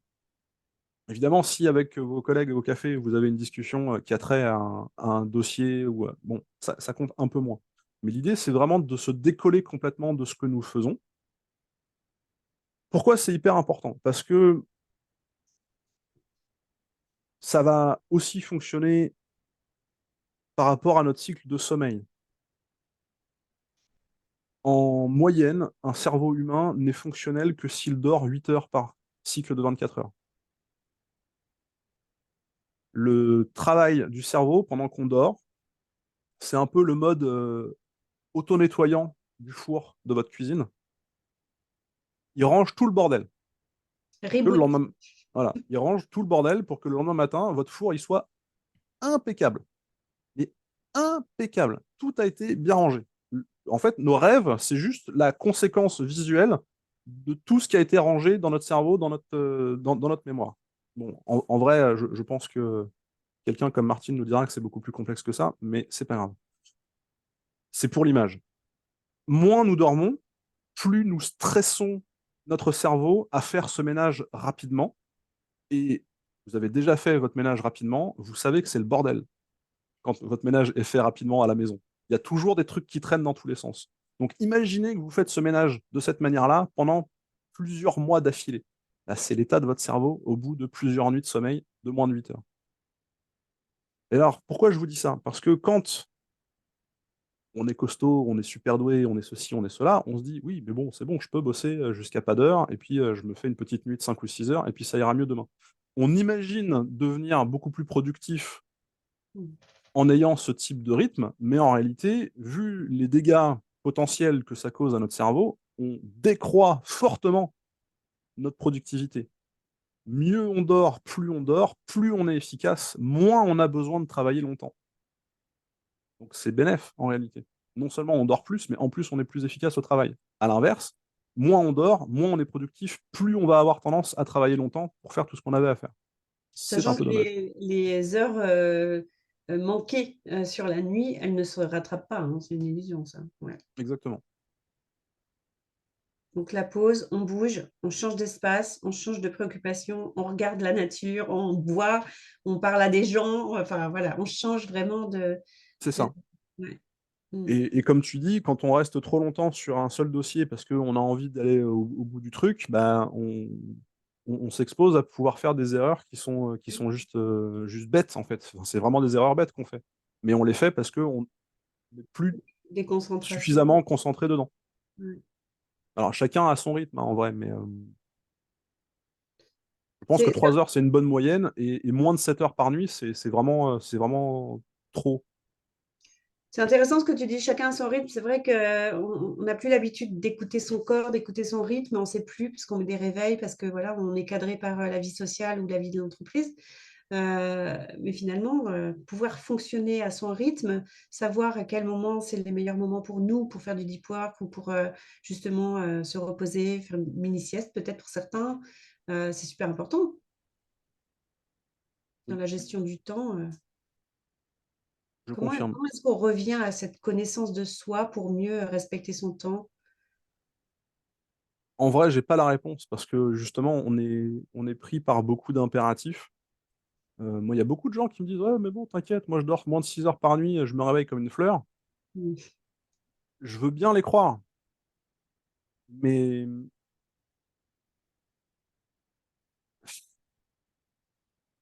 Ouais, enfin, c'est je veux bien les croire dans la mesure où ça n'est pas seulement une posture d'ego et une posture de productivité qui parle, mais bien une posture de: «Je sais que je fonctionne comme ça», et c'est très difficile de faire la part des choses. Y compris bah, quand on parle de soi, hein. Je c'est pas un Encore une fois, c'est pas un jugement que je fais là, ouais, mais c'est plus un constat de me dire: Est-ce qu'on ne se ment pas un peu à soi-même quand on dit qu'on se connaît, notamment de ce point de vue-là du sommeil et de notre productivité?»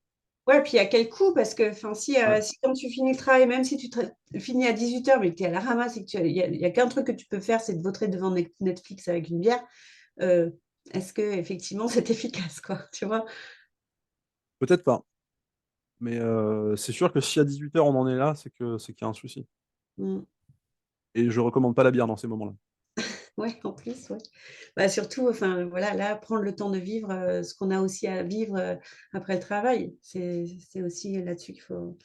Et c'est intéressant parce que justement, prendre le temps de vivre, pour ceux qui ont l'impression qu'ils n'ont rien à vivre, peut-être parce qu'ils sont seuls en amour, peut-être parce que les enfants sont partis, peut-être parce que, tu sais, toujours ce truc de mais non, mais mon boulot, ça me passionne.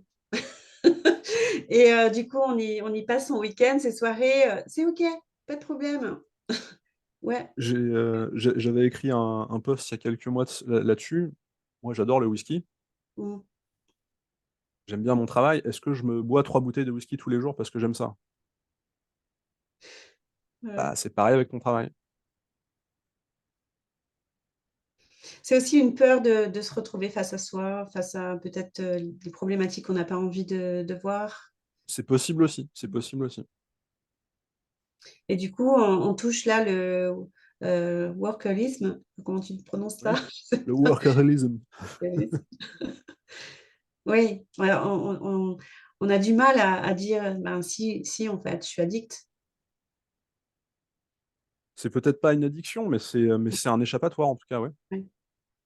Mais, mais je ne sais pas si dans ce cas-là, on est dans le même niveau de je subis mon temps. Parce que ce rapport au travail-là, il est quand même dans une certaine mesure volontaire. Et Mm. donc, on est OK avec ça. Quand on subit notre temps, on n'est pas d'accord avec le fait qu'on doive Non. travailler autant pour arriver aux résultats qui sont parfois un peu poussifs. Donc, c'est pas Mm. exactement le même schéma, je pense. Puis il y a aussi autre chose qui intervient là souvent, c'est la troisième paresse bouddhiste, c'est en fait remplir son temps avec des choses qui sont pas importantes pour éviter de faire les choses importantes. Et ça Oui. prend beaucoup de temps. Mais je peux pas, je suis occupée. Donc Bah, je sauve ma conscience. c'est là où on retrouve la bière et Netflix dont tu parlais tout à l'heure. Oui, mais même dans le travail, c'est-à-dire que je vais peaufiner mes Oui, visuels, oui, mes- des choses qui me font plaisir, hein, dont tu parlais tout à l'heure, et pour pas avaler le crapaud, mais surtout pas faire les choses qui sont vraiment plus efficaces finalement pour moi. oui, oui, c'est très juste. Mm. Ça, on a tous nos petits sujets pour ces moments-là. Qu'est-ce que tu penses du slow? Ralentir pour aller plus vite éventuellement?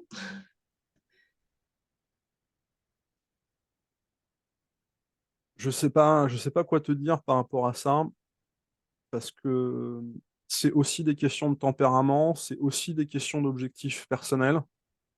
Euh, dans la mouvance, il y a un côté un peu New Age qui me gêne un peu, bon, Mhm. perso. Maintenant, c'est des expériences, et ce sont des expérimentations personnelles et sociales qui valent le coup.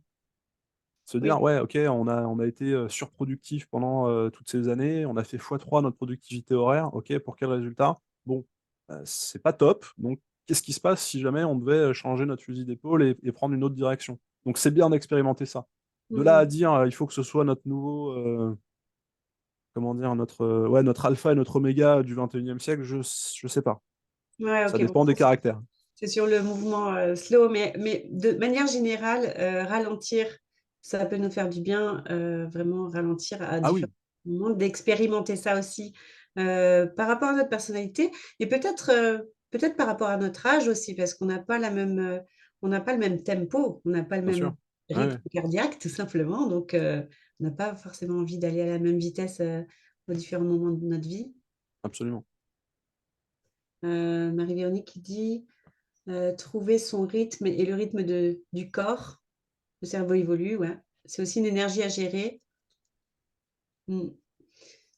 Et oui, je pense qu'on a une activité qui est très sédentaire et quelque part, ralentir permet de revenir au corps, aux émotions, à quelque chose qu'on a peut-être perdu, on a besoin de retoucher. Est-ce que c'est pas juste un cycle naturel entre deux vagues, on baisse l'intensité? Ici aussi, Oui, hein. c'est un petit peu l'idée de la respiration que je disais tout à l'heure. Il y a des moments où on inspire, des moments où on expire et c'est pas les mêmes besoins. Il y a des étés et des hivers, ce cycle. Ouais. Alors, comment vous avez envie d'utiliser, Jean-Baptiste, pour vos dernières questions? Utilisez-nous, nous sommes là pour ça. Il nous reste un petit quart d'heure pour ce temps qu'on dédie au temps. Et est-ce qu'il y a des mythes que tu aimerais casser sur le temps, sur l'utilisation du temps? Tu en avais cassé un, hein, c'est le temps, c'est pas de l'argent. Est-ce qu'il y a d'autres choses Non, euh, qu'on se dit sur le temps? Moi, il y a une phrase que j'aime beaucoup qui me parle vraiment sur justement canaliser le temps sur ce que j'ai vraiment envie de faire. C'est aujourd'hui et les premiers jours du reste de ta vie. C'est vraiment une phrase qui me met dans le bon drive au bon endroit et ben justement investi à 100%, donc dans du temps de qualité. Tu as, des petits tips comme ça, des phrases, des citations qui te parlent, qui permettent un élan peut-être dans le bon sens? je suis pas très doué en aphorisme, sauf pour les casser quand ils m'énervent vraiment. Mais ce qui est intéressant dans cette idée de oui, aujourd'hui c'est le dernier jour du reste de ta vie, ok. Et comment est-ce qu'on arrive à se défaire d'un certain bagage qui a conditionné certaines décisions qu'on peut regretter? Là où je veux en venir, c'est que parfois, je discute avec des gens qui sont très fatalistes Mm. du fait des erreurs qu'ils ont pu faire, du style, oui, mais bon, c'est foutu pour moi, ça fait 30 ans que je fais ça, ou ça fait 40 ans que je fais ça mal, ou que je regrette, etc., etc. Et donc, c'est assez difficile d'arriver en leur disant, oui, mais bon, c'est bon, t'inquiète pas, aujourd'hui est le dernier jour du reste de ta vie. Parce que, non, il y a un espèce de poids dans leur lecture interne qui fait que c'est assez compliqué pour eux de lâcher certaines de leurs anciennes décisions. Et donc, bah là, on ne peut pas être dans un travail d'accompagnement au sens où ils ne sont pas volontaires parce qu'ils sont défaitistes, parce qu'ils sont fatalistes. Et le Mm. but de l'opération, c'est justement de réussir à donner une nouvelle impulsion à des fatalistes repentis qui se disent, non, ok, j'ai compris que certaines de mes décisions ne m'ont pas amené aux objectifs que je voulais. Je comprends que avec les moyens qui sont à ma disposition aujourd'hui pour moi-même, j'ai peut-être un peu de mal à bien lire tout ce qu'il y a dans le périmètre. Je peux faire appel à quelqu'un dont c'est le métier qui va me donner une autre grille de lecture, qui va me donner une autre paire de jumelles, qui va me donner peut-être une autre loupe aussi, parce que des fois, il faut voir dans le large avec des jumelles, et puis des fois, il faut voir dans le précis avec la loupe, pour faire en sorte que, non pas que j'ai une nouvelle vie, mais que je prenne en tout cas une petite déviation par rapport à un chemin que j'imaginais tout tracé. Oui, tout à fait, parce que enfin, on disait le temps, c'est une ressource qu'on a. Ça nous paraît tout à fait normal d'avoir un expert comptable, tu l'as dit, d'avoir quelqu'un qui nous permet de comprendre comment gérer nos comptes perso ou pro. Ben, de la même manière, il y a des gens comme toi qui sont là, qui sont nos ressources. Quand on n'arrive pas à gérer son temps, on a besoin d'un expert qui peut nous aider, peut-être à replacer une habitude, revoir les choses autrement, peut-être voir les priorités qu'on a laissées de côté parce qu'on ne savait pas comment les mettre, parce on avait de la culpabilité peut-être à les mettre en Oui. premier, etc. Oui. Euh, tu veux nous dire un petit peu comment tu accompagnes tes clients ou ce que tu proposes? Oui, bah, c'est très simple parce que c'est des choses que j'ai disséminées dans les réponses que j'ai données, mais je veux comprendre quels sont les objectifs de mes clients, c'est-à-dire, ok, je veux arrêter de travailler autant d'heures, je veux pouvoir passer plus de temps avec ma famille, je veux pouvoir avoir une posture davantage orientée stratégie et moins opérationnelle, mais je ne peux pas pour X ou Y raison. Dans le travail que je fais avec mes clients, je les fais parler justement de ce qui se passe dans leur quotidien, de ah bah tiens, voilà, il s'est passé ci, voilà pourquoi je suis encore dans l'opérationnel et ce genre de choses. Et je vais à la fois noter ce que les clients me disent et les questions qui sont tout de suite évoquées par ce qu'ils me disent, toujours dans le lien avec la peur, le perfectionnisme, le besoin de contrôle, le besoin de faire plaisir. pour les emmener à réfléchir justement sur l'origine des décisions qui ont eu pour conséquence ce qu'ils me racontent. C'est vraiment, je mets un coup de projecteur sur quelque chose qui est un petit peu trop dans l'ombre, Oui. mais une fois que le projecteur il est allumé, bah, ça y est, on peut plus faire semblant, c'est bon, c'est là, on l'a vu, ok. Qu'est-ce qu'on voit? Comment on le décrit? Comment on l'explique? Comment on l'apprivoise aussi dans une certaine mesure? Et comment est-ce qu'on en fait plus quelque chose qui nous tire vers le bas, donc qu'on subit, mais qu'on en fait une nouvelle force ou en tout cas une nouvelle énergie qui nous permet d'avancer et qui nous permette de dire, ok, tiens, ça me traçait un chemin qui était de cette façon-là, et puis finalement, ça ne m'intéressait pas des masses. Ah, ok, j'ai compris que en le regardant différemment, en l'assumant différemment, je peux reprendre le contrôle de mon temps, je peux reprendre le contrôle de mes décisions et je peux reprendre le contrôle de mon destin. Alors, ça fait un peu politique dit comme ça, hein, je sais pas que j'aille au Trocadéro un jour, mais, euh, mais c'est vraiment cette idée de reprendre la main sur des choses qui étaient vécues comme subies. Oui. Et parce qu'on a compris ce schéma de décision, on a compris ce qui était conditionné, ce qui ne l'était pas, ce qui fait partie de notre libre arbitre et ce qui peut l'être un petit peu moins. Et comment est-ce qu'on compose avec ces nouveaux ingrédients pour aller justement reconstruire peut-être un agenda, reconstruire peut-être un schéma de décision qui nous convienne et dans lequel on ne se sent plus être en train de subir les choses. Mm. On est vraiment dans la résolution du problème et dans sa prise de conscience, hein, déjà, ça c'est la première chose. Et après finalement, c'est presque organique d'aller vers une solution pour nous par rapport à évidemment notre connaissance de nous-mêmes C'est ça. et avec comment tu poses les bonnes questions, j'imagine, pour guider et en mode consulting aussi proposer des choses.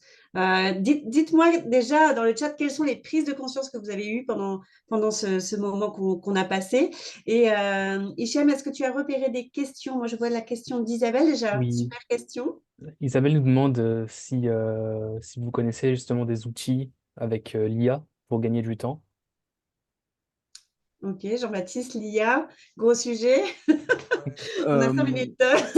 Non, non, mais c'est assez court. Ça dépend de ce qu'on appelle gain de temps et ça dépend de ce qu'on veut faire. J'ai pris tout à l'heure l'exemple de l'expert comptable qui peut nous débrouiller pour faire notre compta à notre place. Je ne serais pas surpris que ça existe déjà, qu'il y ait des outils narratifs ou IA au sens strict du terme, qui permettent de faciliter le travail ou des chefs d'entreprise quand ils font leur compta eux-mêmes, ou des experts comptables quand ils font la comptabilité de leurs clients. Euh, Maintenant, est-ce que c'est une solution absolue? Je suis pas certain. Parce que c'est comme toutes les nouvelles technologies à visée de communication qu'on expérimente depuis une trentaine d'années. C'est génial. Enfin, c'est brillant. On envoie un mail à l'autre bout de la planète, en 2 secondes, le mec, il l'a. C'est top. Mais est-ce que ça a résolu nos problèmes de communication? Est-ce que ça a résolu notre capacité à mieux communiquer, à être plus efficace dans notre communication? Enfin voilà, ça ouvre tout un pan de questions qui font que bah ouais, finalement, on n'est pas hyper satisfait de ce que ça génère. Ça génère plein de trucs hyper positifs, mais je pense que en l'état actuel des choses, l'IA prend à peu près le même chemin. Hmm. Mais À finalement, voir si j'ai raison ou si j'ai tort, je il sais y pas. a, même si on remonte à des années en arrière, toutes les machines, les robots, enfin, ont toujours eu cet objectif, entre autres, de gain de temps. Hein, finalement, même, je ne sais pas si on remonte au temps préhistorique, peut-être qu'ils avaient déjà cette préoccupation à voir. En tout cas, moi, j'ai la conviction que les choses sont équilibrées et que notre taf, c'est de choisir nos déséquilibres. Ça te parle? Oui, non, mais c'est un peu ça. Ouais. Et il y a Giovannina qui dit quels tips pour mettre un temps d'arrêt dans un collectif qui a le nez dans le guidon et lui permettre une prise de conscience. La réponse est dans la question. De faire un temps C'est-à-dire d'arrêt. que si vous, dirigeante du collectif, ne donnez pas la possibilité à ce collectif un temps d'arrêt, ça peut être 1 heure, ça peut être 2 heures, ça peut être une demi-heure, ça peut être n'importe quoi, mais où on se dit, OK, on, on arrête les chevaux, on se regarde un petit peu dans le blanc des yeux et on décrit ce qu'on est en train de vivre pour savoir si on est aligné avec l'objectif qu'on est en train de poursuivre, ou pas, ou pourquoi est-ce qu'il y en a qui tournent en rond alors qu'il y en a qui courent tout droit. Enfin voilà, ça peut être des questions vraiment très très bêtes comme ça. Mais si vous ne voulez, enfin, si vous ne voulez pas ou si vous ne pouvez pas prendre ce temps-là, eux ne le prendront pas instinctivement. Hmm. Il y a quelque chose de très bizarre dans les fonctionnements de groupe, c'est qu'on attend vraiment que ce soit le leader qui donne le coup d'arrêt quand les choses déconnent. Alors que tout le monde sait que ça déconne. Ouais, mais en fait, le patron, il a rien dit, donc on continue. Ok. Et ça peut être très dangereux. Alors que le Oui. patron, il se dit, attends, je vais voir jusqu'où ils peuvent aller. Il y a un petit côté un peu pervers aussi, des fois. Oui, alors que c'est un organisme vivant finalement, et comme tout organisme vivant, il y a besoin d'automne où on ralentit, voire on va en arrière, l'hiver où on s'arrête, et le printemps où on fait redémarrer, on fait la montée de sève. Donc oui, est-ce que je veux que mon entreprise soit vivante? Est-ce que je veux que ce collectif soit vivant? Ben, il a besoin de faire son automne, son hiver et son printemps. Et ça peut être rapide, mais c'est Complètement. nécessaire pour justement faire en sorte que le printemps, pour rester sur cette analogie-là, soit le plus fleuri possible. Ouais. Déjà, les pauses de 15 minutes, on a vu, c'est bien. Donc, ok, ok, super. Est-ce qu'il y a d'autres questions qu'on aurait oubliées? Je ne sais pas si Jeanne t'en as vu d'autres. Euh, voilà, pour vraiment. Non, j'ai pas vu d'autres questions. Pas vu d'autres questions? Ok, donc n'hésitez pas s'il y a encore une dernière question. Et Jean-Baptiste, on peut te retrouver sur LinkedIn où tu es très productif. Tu passes, Absolument. je ne sais pas combien de temps, mais en tout cas, on te voit Pas beaucoup. sur presque tous les jours, non? Non, j'ai publié tous les jours pendant longtemps. Oui. Cette année, j'ai jugé que ça n'était pas nécessaire. Et finalement, les résultats sont meilleurs. Donc, comme quoi. Tant mieux. Voilà. Non, non, là, Gagner du temps, c'est une simple décision. non, non, non, mais c'est aussi une question de stratégie. L'idée, c'était aussi de me faire connaître et de me faire voir. Bien sûr. Là, je pense que je suis assez visible, donc je publie tous les 2 jours, et je pense que c'est largement suffisant. Et on reconnaît bien tes posts avec un visuel, avec une image bleue et jaune, hein, c'est ça, hein, Oui, un petit peu bleu et jaune. avec mes couleurs maison, et ça fait partie de la stratégie. Voilà. Donc, bah, si vous ne le connaissez pas, bien sûr, allez vous connecter sur LinkedIn, Jean-Baptiste Baron. Et ben, il y a vraiment du merveilleux contenu, un régal, beaucoup de profondeur, je trouve, dans ce que tu écris. Et puis de l'interaction aussi, c'est très sympathique. Merci beaucoup. Vous êtes les bienvenus. Isabelle qui nous dit un temps de qualité, merci à vous deux. Si vous avez des pépites à nous partager, avec quoi vous repartez, surtout comme engagement, comme idée, comme envie d'exploration, comme tips, vas-y, dites-nous, vous repartez avec quoi de cet échange qu'on a eu, et voilà, qu'est-ce que ça vous donne envie? Envie de profiter, de prendre le temps de vivre, d'arrêter le temps, de vivre des secondes d'éternité. On en est où? Allez, merci. Voilà, on fera un post demain sur LinkedIn pour Jean-Baptiste, pour le remercier. Donc, je vous convierai dessus pour voilà, lui faire un peu de mousse, des clap-clap. Merci pour cet après-midi. Reprendre la main sur mon agenda, dit Marie-Véronique. OK. Apprendre à dire non. Excellent. Merci à tous. Merci, grand merci Jean-Baptiste. Et puis, ben, on se revoit demain donc sur LinkedIn avec ceux qui le souhaitent. Merci Merci beaucoup. beaucoup. Au revoir. Au revoir.